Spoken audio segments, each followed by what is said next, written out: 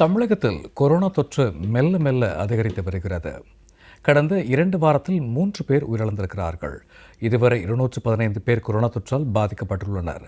Corona பாதிப்பிலிருந்து தற்காத்துக் கொள்ளும் வழிமுறைகள் என்ன என்பது குறித்து மருத்துவர் ஜெயஸ்ரீயிடம் நமது செய்தியாளர் லாவண்யா நடத்திய கலந்துரையாடலை தற்போது காணலாம். வணக்கம். இந்தியாவை பொறுத்தவரை கொரோனா தொற்றால் 4000க்கும் மேற்பட்டோரும், தமிழகத்தை பொறுத்தவரை 200க்கும் மேற்பட்டோரும் பாதிக்கப்பட்டுள்ளதாக சுகாதாரத்துறை தெரிவித்துள்ளது. என்னென்ன மாதிரியான வழிமுறைகளை பின்பற்றினால் கொரோனா தொற்றிலிருந்து நம்மை தற்காத்துக் கொள்ளலாம் என விளக்கமளிக்க இணைந்திருக்கிறார் மருத்துவர் ஜெயஸ்ரீ. வணக்கம் மேடம். கொரோனா தொற்றிலிருந்து நம்மை தற்காத்துக் கொள்வதற்கான முன்னெச்சரிக்கை நடவடிக்கைகள்லாம் என்ன? வணக்கம். ஆக்சுவலாக ஃபர்ஸ்ட் நான் எல்லாருக்கும் சொல்ல விரும்புறது என்ன அப்படின்னா, ஒரு விதத்தில் நம்ம எல்லாருமே கொரோனா சர்வைவர்ஸ். ஸோ அதனால தைரியமாக இருங்க, ரொம்ப ஓவராக பயப்பட வேண்டாம். நம்ம கவனமாக இருக்கணும், பட் பயம் தேவையில்லை. ரெண்டாவது என்ன அப்படின்னா, கொரோனாவில் ஒரு அலை, 2வது அலை, 3வது அலைன்னு வந்துச்சு நிறைய. அதில் லாஸ்ட் அலை பார்த்தா ஒமைக்ரான் வைரஸ். சில பேருக்கு ஞாபகம் இருக்கும்னு நினைக்கிறேன், அந்த ரெகுலராக பேப்பர் படிக்கிறவங்களுக்கு. ஸோ அந்த ஒமைக்ரானோட ஒரு புதிய ஒரு வகையாக தான் இப்போ வந்திருக்கிற இந்த வைரஸ் வந்திருக்கு. ஸோ ஒமைக்ரான் வந்தப்பயே அந்த அளவுக்கு ஒன்றும் பெருசாக ஹாஸ்பிட்டலைசேஷன் இல்லை, ரொம்ப டெத்ஸும் இல்லை ஒமைக்ரான் வைரஸில். அது கொஞ்சம் ஒரு பவர் குறைஞ்ச வைரஸாக தான் வந்தது.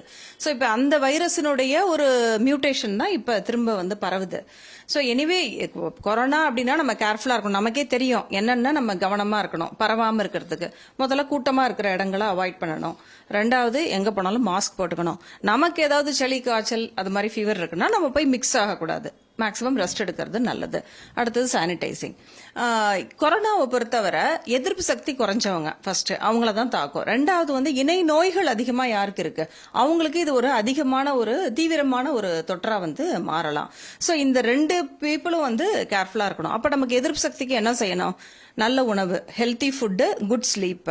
அப்புறம் நமக்கு ஏதாவது விட்டமின் டிஃபிஷியன்சிஸ் இருக்கு. முக்கியமாக நம்மளோட எதிர்ப்பு சக்திக்கு தேவையான விட்டமின் என்ன அப்படின்னா vitamin D, vitamin C. Of course எல்லாமே இம்பார்ட்டன்ட்னாலும் ரத்தம் நல்லா இருக்கணும், ஹீமோகுளோபின். ஸோ இதெல்லாம் நம்ம இப்போ நமக்கு ஒரு டவுட் இருக்கு அப்படின்னா கட்டாயமாக அதெல்லாம் செக் பண்ணிட்டு ஏதாவது கம்மியாக இருக்குன்னா ஷியராக அதை சரி பண்ணிக்கலாம்.